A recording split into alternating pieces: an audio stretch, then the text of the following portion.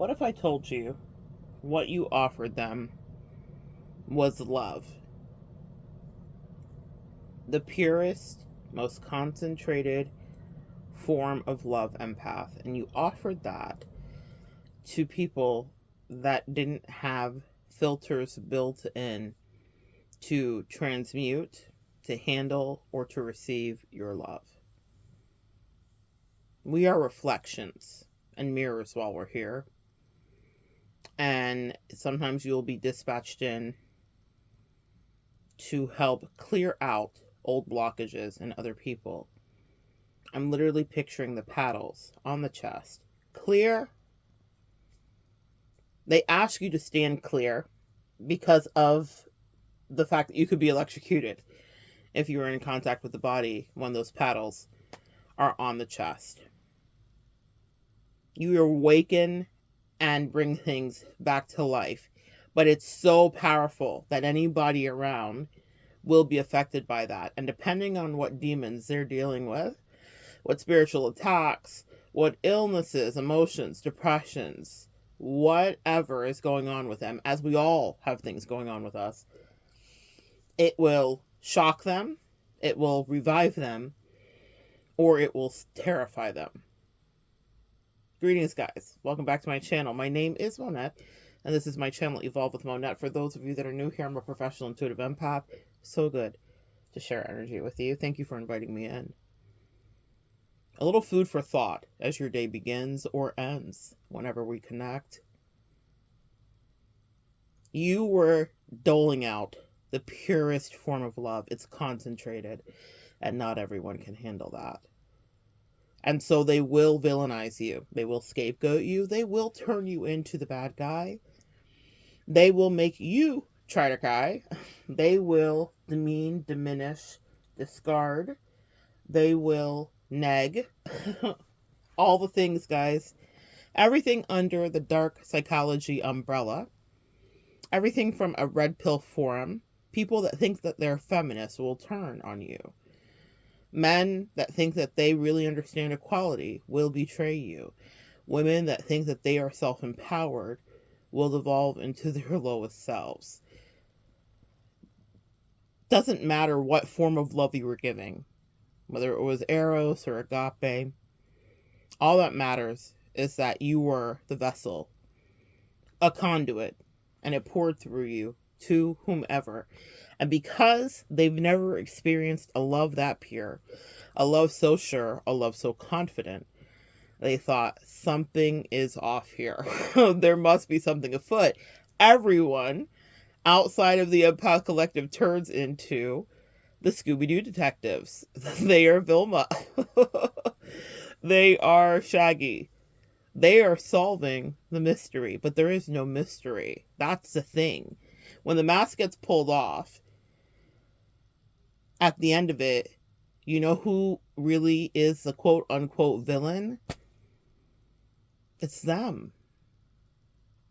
And that's the reality that they will settle in when they finally see it didn't have anything to do with the love you were giving or your sincerity. That was terrifying to them, but it wasn't the issue. The issue is, how could you love them when it's something they can't do? Message.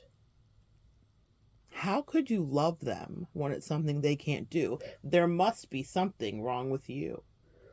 But what I will tell you, collective, is if we are the body and we are extensions of this source, universe, Godhead, then aren't we loved to some degree by something bigger than all of we? Absolutely, unconditionally.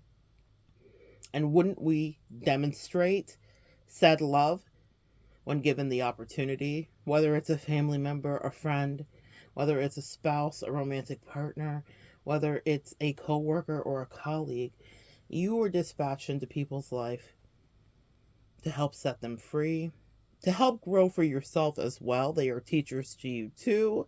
We all have an assignment. We all have work to do. But I want to reassure each one of you, beautiful ones of you, Loving them was exactly what you were supposed to do. And I know how it ended if you're here. I know that it seemed like they didn't care. I know it seemed like your efforts weren't well received. I know that their depravity, narcissism, gaslighting at times brought you quietly in your prayer closets to your knees. I know. Your angels know, your collective knows, your spirit team knows, and they've been watching you grow through all of that pain.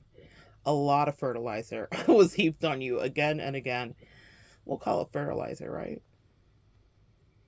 By these people that you called lovers and friends. I'm hearing them echo, tell me again. I'm hearing Usher.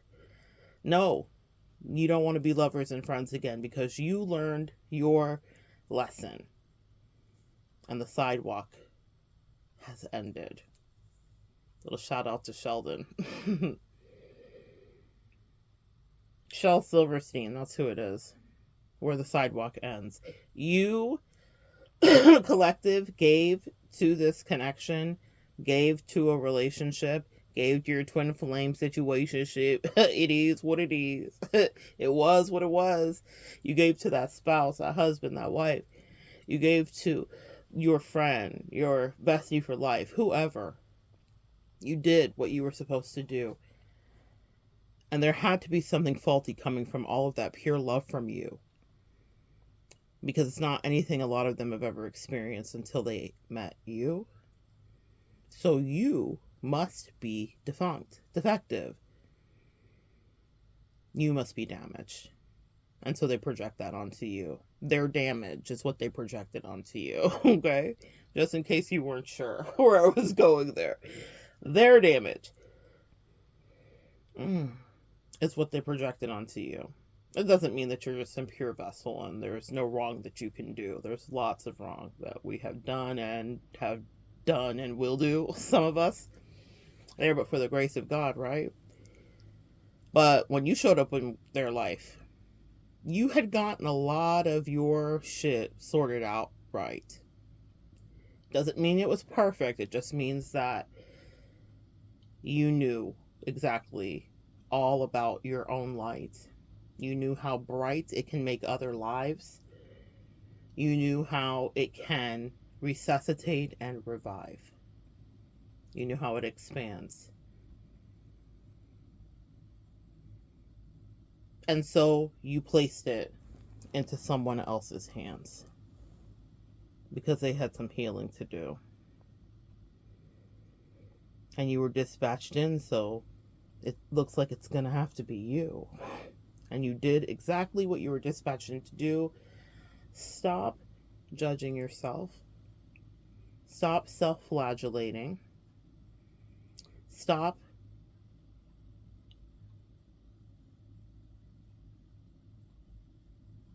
over explaining to whomever or just to yourself about why. I'm going to make it really simple and really dramatic, empath, because if you don't love, you'll die. This message is brought to you by a Leo. If you don't love, you will die. Now, my other signs that are filtered in here, you may say, whoa, fire sign, you've gotten carried away, the fairy tale's gone too far. And that's exactly why we have all of the magic in the multiverse. That's why we are all different signs. That's why we all bring something to the table. But representing for the fire sign delegation is me today. And when it comes to love, we always have something to say. Because that's our favorite game we love to play. And not play, like some of you guys got played or have played. Some players from the Himalayas up in here too. Y'all reform. You put down your play shoes. But back in the day, they said, your angel said they saw you. So, back to us and love. If you don't love, you die. That part. So, why on earth did you think that you wouldn't put love in someone else's hands? No matter if they were friend, foe, woman, or man. If you're on this spitting ball, then it's part of God's plan. No man is an island. We do not stand alone. And though many narcissists and toxic people and people all under the umbrella of bananas have looked at you and thought, why are you so naive? Why would you trust me? They don't trust them, guys. P.S. That part. They don't even like themselves. How could we? We must be steeped in stupidity. No, we were given an assignment to help set them free. And so, if you were projected upon, discarded, gaslit, not believed, then I want you to understand that you did exactly what you were supposed to. Nothing went the way that you thought it went in the spirit realm. You graduated, you passed your test. You even extracted lessons about how to encounter toxic people like that less. I'm so proud of you.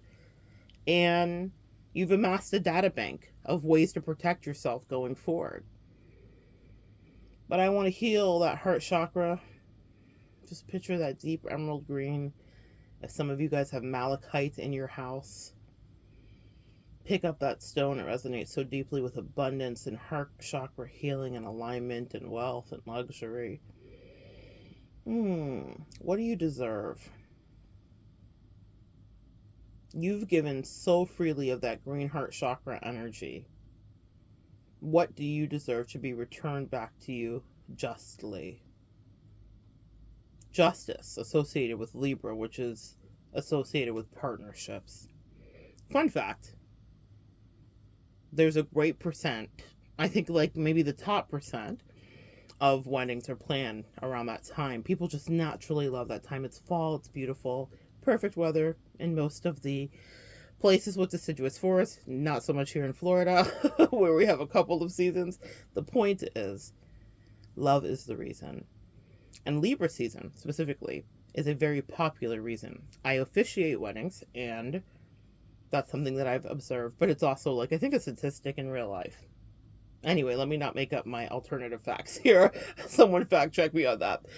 But what I paid attention to doing metaphysical work is that energy that shows up. So if I'm reading someone and Libra shows up, then what that means is there could be justice in a relationship, it could be a divorce, it could be a marriage, it could be whatever, but there will be themes about partnership. Out of the zodiac, if you're a Libra here, you guys thrive in relationship when it's healthy, as we all thrive in relationships that are healthy. But you're going to receive your justice, is what I want you to understand. A partnership where you can work out whatever you were supposed to, where the kind of love that you've given will be returned back to you, reciprocated. it's one of my favorite words, reciprocity. You will have that. So your love was not given away in vain. Your love was not poured down the drain. Your love was there to help alleviate pain and to transmute energy and to elevate people into better timelines and destinies. But not everyone can see that, and you can't give them the answer to the test because they'll never be able to be that if you have helped them to cheat. They have to be able to feather their own nest with their own wisdom and their own experiences, just like you did, Empath. You learned a lot in some of those painful lessons with people. And you're nobody's victim either, because our angels and ancestors are always chatting with us, and a lot of us got heads up that this might be a difficult assignment, but we still decided to take it. So take your responsibility, because pay attention, there were red flags for all of us, no matter what position you were in. Even if you got them later, eventually you started to see them. And the reason I have you, this collective, take accountability that way is because our aim and goal is growth in real life, okay? Not to stay stagnant, not to repeat karmic cycles infinitesimally, not to go back over the same old energy like chewing the cud, like a cow chewing cud. Not to be stuck in the mud. A lot of the people in your past, if you look back, especially if there was a karmic connection, no matter what dynamic it came in, are still doing the same thing or will be stuck in a version of a rut that is the same thing. But onward, you strut. Sashay, you stay. You stay because you slayed. You fucking slayed. You loved and you gave and you gave and you emptied yourself on the altar of it to people that sometimes treated you like shit. And then you scraped up yourself, collected all of your parts, and went to a quiet corner to sew back together your heart. It will be given back to you. Because love is something empaths can't help but to do. And every time you cried or bled, yes, your spirit team observed you. It wasn't a fun game for them. They wept with you, but they counted every tear and they said, we will replace joy for each one you dropped. We will replenish you and fill you back abundantly, overflowing the top, because you made us so proud when we watched you, empaths, as you scour through the world, a light at the top of your head, and we watched you as you spread the love that we gave you.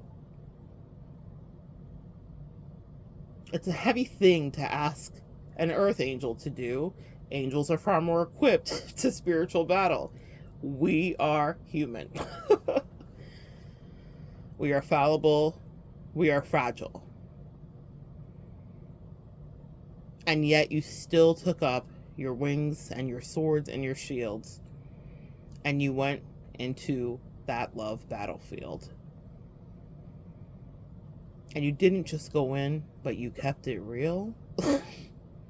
Empath, Earth Angel, my intergalactic planetary beings, you are the real deal. You are returned. You are starseed. You are many men and many women. You are, I heard the in-between. This month is Pride Month. And when I'm back on screen, I will be paying homage to a content creator who's written a book called Safe and Sound. It's a trans woman who has an incredible life story and is an artist in all ways. But she teaches. You've seen her. You've seen her TikToks. You've seen her. You're worth the time it takes to learn a new skill. Anyway, I bought the book, and I bought the book several months ago. But I'm so proud. I'm so proud. I'm so proud. The in between.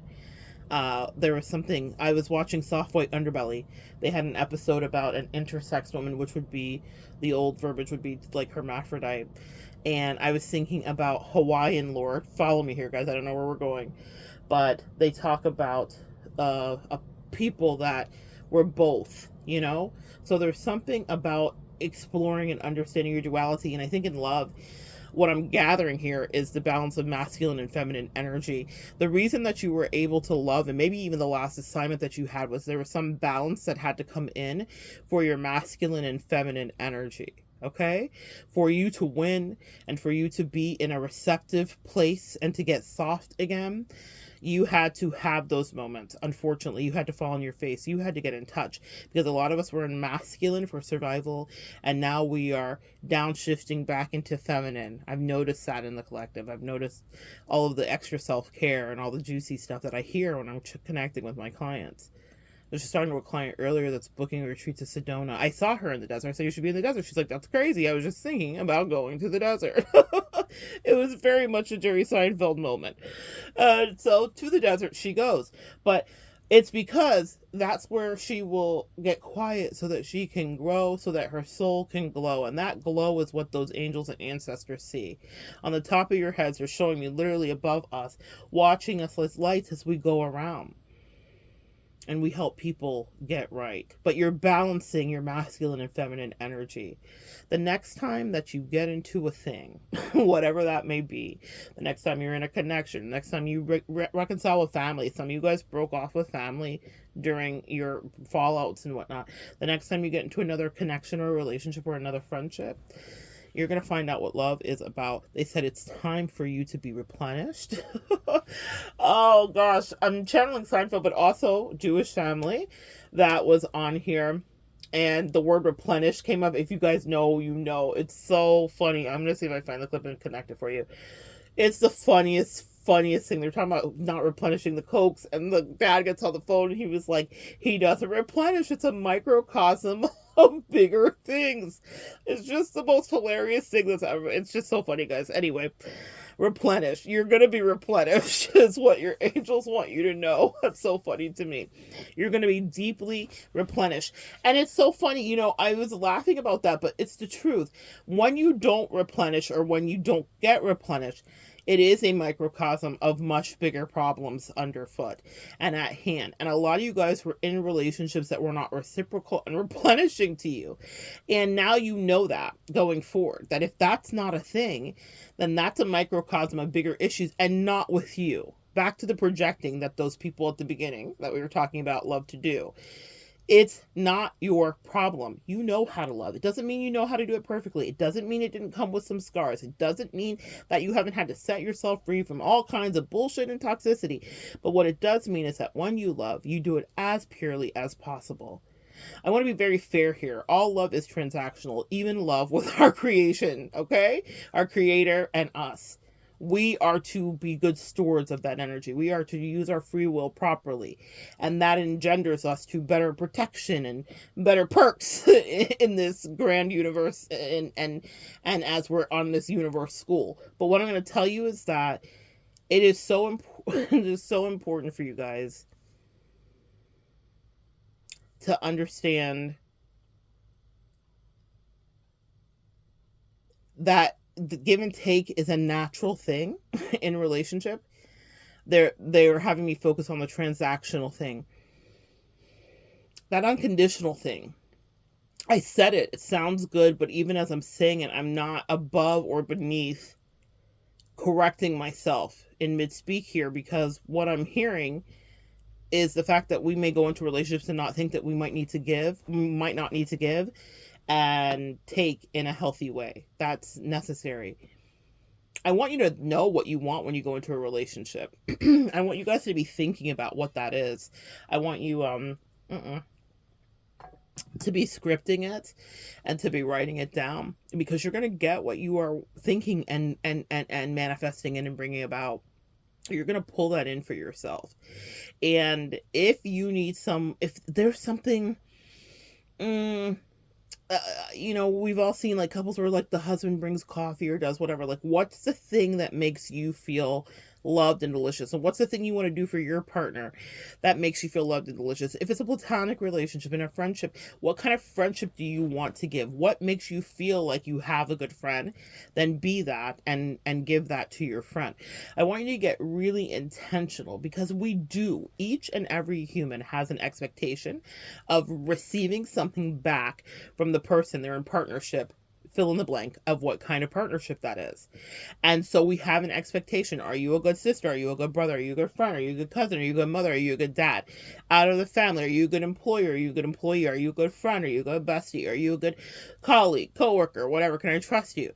Into the lovers, are you a good spouse? Are you a good girlfriend, boyfriend, husband, wife, whatever, right? Are you a good parent? These are so many relationships that we have throughout our lives. Everyone comes in needing something. A baby is born. The expectation is you will take care of me. The parents hope that the baby loves him. But both things, as soon as that baby is here breathing, and maybe even when it's conceived, there is an expectation, a belief of what's going to happen. And if you can transpose that from the most innocent of relationships as mother and child, or parents in the beginning of a child's life, to all of your relationships, of course you have expectations in them. And to be naive about that is to do yourself a disservice, because you will go in with this nebulous unconditional. Yeah, it sounds great in poems and songs, but unconditional, I'm channeling that song. Unconditional, what does that even mean? Okay, there were conditions. You did have expectations of whoever you loved, just like they had expectations from you. What happened for a lot of us is we ended up on the shorter side of the stick, as we often had a tendency to do from our past mishaps, from being misfits, from not ever really standing up for ourselves, speaking up, and saying no. Some of you guys did say no. You said no I almost said mid-stroke. That's a whole other thing. We on YouTube, we can't even get into that. I'm so sorry for anybody that's ever suffered any SA. I want to be so serious about that. A lot of you guys did say no. But I'm hearing, meaning like you put down your rules. You said, I don't like this. I'm uncomfortable with this. I'd like to tweak this. I'd like to change this. You addressed family members. You dealt with deep, dark secrets. A lot of you guys really did. And still, you loved people that were in front of you, even as you were trying to excavate through and do all this work with them. But they weren't loving you. I want to normalize you being okay going in with expectations of it being transactional. You are not a prostitute. Please hear me out, guys. That's not what I'm saying. I'm saying we all have expectations. And to not be honest with yourself is to lie. That's what it's called. And it's going to set you up for a fail in the future. When now you can really look at relationships and be honest. What do I need? What do I like? What do I not like? You know, a lot of us mate because we're bored, because we want something to do, because we want experiences. I've been guilty. I get it. But what I've learned in the dating process, and I hope I can pass this along to you, is that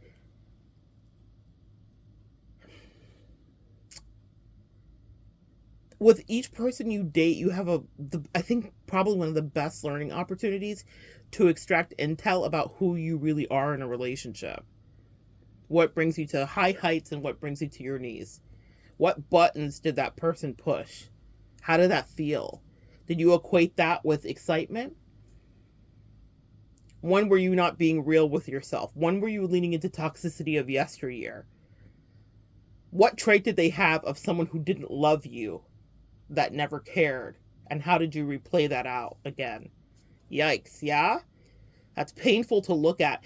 But y'all, let me tell you. Let me tell you, I've been working so hard on removing having a lot of ego deaths, a lot of ascension work has been happening, a lot of things. But the teacher in me has an ego. And I'm going to tell you something. I'm going to tell you how I feel about you right now, guys. I feel like you guys are my class. I love you so much. We're going to have a big pizza party, but it's going to be better. We're going to do a sleepover and a pizza party and everything. But wait. Here's what it is. We have these standardized tests coming up. These standardized tests, right? And or whatever you want to call it. We get the LSATs, the SATs, whatever. You name it. And it's in love. And there are a lot of readers. And there's a lot of spiritual people, teachers, gurus, whatever they want to call themselves. I'm just little old me. But what I'm going to tell you is we're about to beat everybody. Over here in this collective, when it comes to love and love lessons, what we're about to do is be a high success story. You know, when colleges, graduate, they're like, 98% of the people got job placement and da-da-da-da. That's us over here, okay? We're beginning love careers. What I want you to understand is even if you want to keep love far away or bring it near, I want to empower you here, okay, in this area, in our little community, in this little bubble, in this little tiny corner of the internet. I want to empower you to be the best at love that you can be. Not to be obsessed with love and having somebody, but to be the best at love, actually. Not the movie. Loving yourself completely. Being selfish. Pouring that love into you. Because in loving someone else will be an effortless and effortless is not the word. It'll be a natural thing to do. I think it's already natural for you. But I want to clean up and sand off all of the rough edges off of us and take as much personal accountability and responsibility as we can. Because when you're doing that kind of self-inventory, then so will your woman or man. That part. We are mirrors, as I said at the beginning. We reflect to each other. So if you're doing this kind of deep tissue work, Swedish massage to get these toxins up out of your body so that you can be a pure vessel when love energy is ready to inhabit thee again, then your person will be doing the same. We're not going to call them your twin flame. Okay? We're going to call them whoever, whatever. They're your soulmate, they're your friend, they're your homie lover friend, they're your bestie, they're your favorite cousin, they're your mom that you've reconciled with, your dad that you've made amends with, whether they're crossed over or not. We have a lot of work to do, empath. And so, yes, we're going to have the pizza party. We're going to have the sleepover, figuratively speaking, parasocially speaking. And we are going to have a high turnover and success rate of people that graduate out of this class that do love great. Talking from tantric to self-evaluation to shadow work to embracing your dark Lilith to stepping into masculinity and back into your soft femininity. We're going to run the gamut of all the ways that you can be and show up in love, no matter what sex you are, no matter what gender you love, and no matter who you are. We are raising the bar. I have a personal stake and my ego is fully invested and I feel no regrets about it. I am sure that you guys are going to graduate and you're going to win and you are going to let love back in again, but you will feel so empowered and so equipped when it presents itself to you, when it's ready, when it's something you consensually want to do, that you are going to be Super Saiyan. There's nothing stopping you. You were dispatched in to do exactly what you did. There is never going to be shame in that. You did an incredible job. You love someone who wasn't even capable of loving you back. You love people from places you didn't even have. And the angels and the ancestors applaud you for that. They love you for that. And they said, we will give it back. In the meantime, in between time, until you're ready for it to come in, if you're still hermiting, you're over on Hermit Island, I'm not mad at you. If you're swimming a little closer to shore because you smell the love of Lord, the pheromones have got you, I'm not mad at you. We're going to make a drink up on the shore for you. We're going to have a good time over here because we have spiritual work to do, and that's always better with a little bit of friends. Thank you. What would I do if I sang out of tune? Y'all know I sing out of tune all the time, but you don't stand up and walk out on me. And you lend me your ears so I can sing you these songs. Because the angel said if I don't, they're going to beat me. Okay? Y'all, they hold me to such account. They're like, get up. Talk right now. Anyway, I love you guys. And I love you deeply, man. I love you deeply. I'm so grateful for each and every single one of you that show up here. For my A1 day ones, for my solid core. There's a solid core. I read my analytics. For the solid core that show up and come check in. To Jess, who says she's checking in for church. To Zimbala, to Miss Laura, to Sky, you name it. Rain, I love all of you guys. I'm so appreciative every time you stop by. Belinda, my fact checker in arms, keeping me safe. Y'all send some prayers to Belinda. She just is recovering and doing some stuff health-wise, and we're just going to send her a lot of prayers and love her way. In any case, I am so appreciative of you guys. Thank you for joining me. You are the lovers here, and I'm so proud of you. And if you stay in this class until you graduate, and it's okay, you can go and come as you need to, but we're going to be working on sharpening and softening and honing is the real word. Whatever is the best in you.